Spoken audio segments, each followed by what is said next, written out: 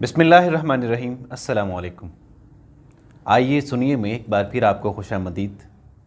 زاہد علی خان صاحب کا ایک اور مضمون تجاوزات کے ساتھ میں ہوں مدثر مقبول۔ آئیے سماعت فرمائیے۔ بہت سال پہلے ہمیں سرکاری پریس ریلیزوں سے پتہ چلا کہ ناجائز تجاوزات بھی ہوتی ہیں، ورنہ ہمارا خیال تھا کہ تجاوز کرنا خود ناجائز عمل ہے۔ شاید سرکاری عمال نے جرم کی سنگینی میں اضافے کے لیے تجاوز کے ساتھ ناجائز کے لفظ کا اضافہ کیا ہوگا۔ پھر سرکاری عمال کو تو چھوڑیے، خود بڑے بڑے اردو اخبارات کی شہ سرخیوں میں پڑا کہ شہر میں ناجائز تجاوزات کے خلاف مہم کا آغاز۔ ناجائز تجاوزات نے شہر کے حسن کو گہنا دیا، ناجائز تجاوزات شہر بھر میں پھیل رہی ہیں، وغیرہ وغیرہ۔ مگر ہماری کم علمی میں ان حوالوں کے بعد بہتری آنی چاہیے تھی، مگر ذہن تھا کہ جب لکھنا تجاوز ہی لکھنا، ناجائز لکھنا ہمیں ناجائز ہی لگتا رہا، کیونکہ واقعی یہ زبان کے ساتھ ظلم ہے۔ تاہم اس قواعد انشاء کی تحمید کے بعد کچھ بات تجاوزات کے بارے میں ہو جائے جو زندگی کے ہر شعبے میں آکاش بیل کی طرح پھیلتی جا رہی ہیں۔ جب بھی ہم تجاوزات کے بارے میں سنتے ہیں تو ہمارا ذہن فوری طور پر بازاروں کی طرف چلا جاتا ہے، جہاں دکانداروں نے اپنی دکانوں کے آگے جگہ ذاتی ملکیت سمجھتے ہوئے آگے کرائے پر دی ہوتی ہے۔ بعض نے تو دو دو لوگوں کو کرایہ دار بنایا ہوا ہے، اور یہ بازار کے دو طرفہ دکانداروں کا پسندیدہ کاروباری توسیعی منصوبہ ہے۔ اب دو دو تھڑوں کے بعد چوڑی سڑک سمٹ کر دریا سے تنگنائی بن جاتی ہے، جس میں رکشہ، سائیکلیں، کاریں، موٹر سائیکلیں بھی اسی شان بے نیازی سے چل رہی ہوتی ہیں کہ بے ساختہ منیر نیازی کا شعر یاد آتا ہے: اس شہر پہ آسیب کا سایہ ہے کہ کیا ہے، رفتار تیز تر ہے مگر سفر آہستہ آہستہ۔ بازاروں میں سے گزرتے ہوئے اگر کسی سے کچھ کہہ دیا جائے تو جواب اتنا فی البدیہہ اور جامع ہوتا ہے کہ بیان سے باہر ہے۔ زبان و بیان اور الفاظ کے چناؤ کے تو کیا کہنے۔ آپ کو لاکھ غصہ آئے مگر آپ اپنے گھر والوں کے سامنے ان سنے گئے جوابی الفاظ کا اعادہ بھی نہیں کر سکتے۔ ان جملوں کی شائستگی، برجستگی، سلاست و روانی اتنی ہوتی ہے کہ ہم چاہتے ہوئے بھی انہیں ضبط تحریر میں نہیں لا سکتے۔ بازاروں میں تنگی گنجائش کا یہ عالم ہوتا ہے کہ خدا نخواستہ آپ کو اپنے جسم پر خارج کرنا پڑ جائے تو آپ اپنی ذمہ داری پر ہی ایسا کر سکتے ہیں، وگرنہ صورتحال کے مخدوش ہونے میں ذرا دیر نہیں لگتی۔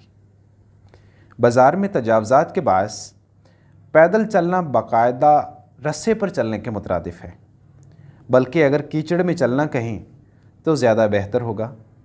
آپ کو اگلا قدم رکھنے کے لیے باقاعدہ جگہ ڈھونڈنی پڑتی ہے، جس طرح آخرت سنوارنے کے لیے دنیا میں دامن بچا کر چلنا پڑتا ہے، بالکل اسی طرح بازاروں میں ایمان اور نفس بچانے کے لیے جسم بچا کر چلنا پڑتا ہے۔ دو نفوس کے درمیان بعض اوقات اتنی جگہ بھی نہیں بچتی کہ شیطان بیچ سے بچ نکلے۔ یہی وجہ ہے کہ ہمارے کچھ صاحب کردار دوست شیطان کو قابو کرنے کے لیے روزانہ بازاروں میں گھومتے ہیں۔ ان کا موقف ہے کہ جب شیطان دو نفوس کے بیچ دبا ہوتا ہے تو وہ منظر جان فزا ہوتا ہے، اور اسے دیکھنے کو یہ عمل بار بار کرنا عین سکون قلب ہے۔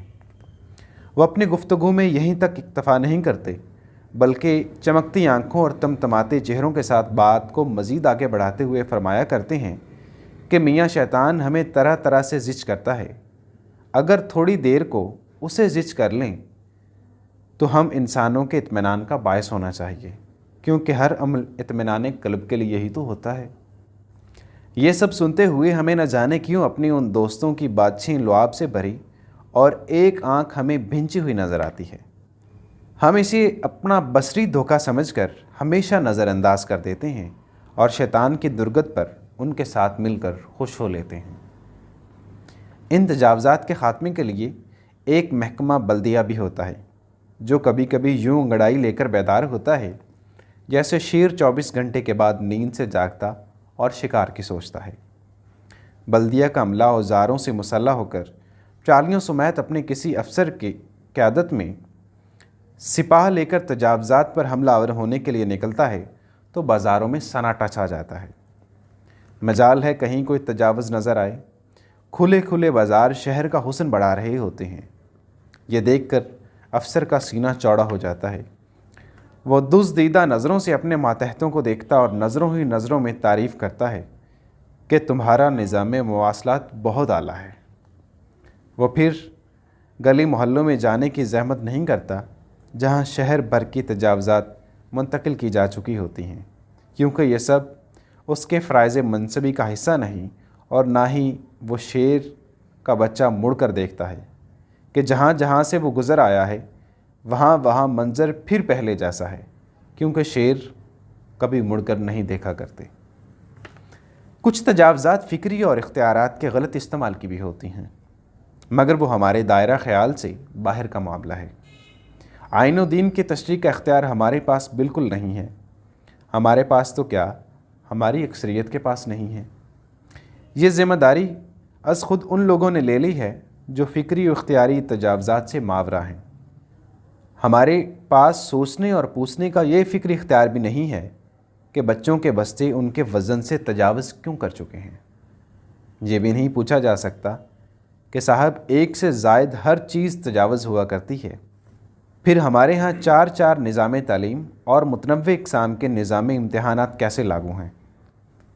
ہم اگر یہ پوچھ لیں کہ ڈاکٹرز، پروفیسرز اپنے کالجوں میں نہیں، پرائیویٹ ہسپتالوں اور اکیڈمیوں میں کس قانون کے تحت پائے جاتے ہیں، تو یہ ہمارا اپنا اوقات سے تجاوز ہوگا۔ یہ پوچھنا بھی تجاوزات کے زمرے میں آتا ہے کہ ہر ادارہ اپنے اپنے دائرے سے تجاوز کیوں کر رہا ہے، اور جس کام کے لیے وہ بنایا گیا ہے صرف وہ کیوں نہیں کرتا۔ تو جناب، اس سے پہلے کہ ہماری تحریر ہماری محدود آزادی تحریر کے دائرے سے تجاوز کرے، جناب علامہ اقبال سے معذرت کے بعد ہمیں کہہ لینے دیجیے کہ ثبات ایک تجاوز کو ہے زمانے میں۔ السلام۔